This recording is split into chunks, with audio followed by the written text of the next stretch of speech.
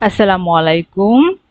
This is Hello IT World Learning tutorial channel for you. Today in this tutorial I am going to show you set up Google Play Store on a PC or laptop and get Play Store for Windows 11 or 10 directly. So for this case we will go to the Google Chrome. So here we will write a Play Store here and we'll click the Android apps on Google Play. Click here.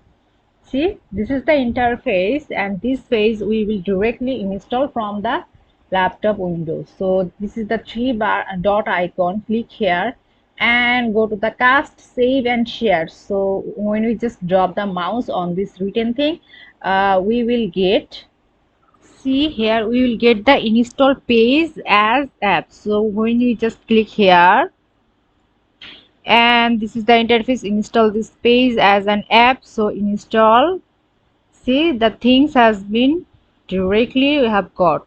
So close it. See here the things. So when we double click here, see, so any kinds of things we can use from the Windows as well as the phone according to the mail address, tablet, TV, Chromebook and what. So in this way we can store the Android apps on Google Play on Windows 11 or 10.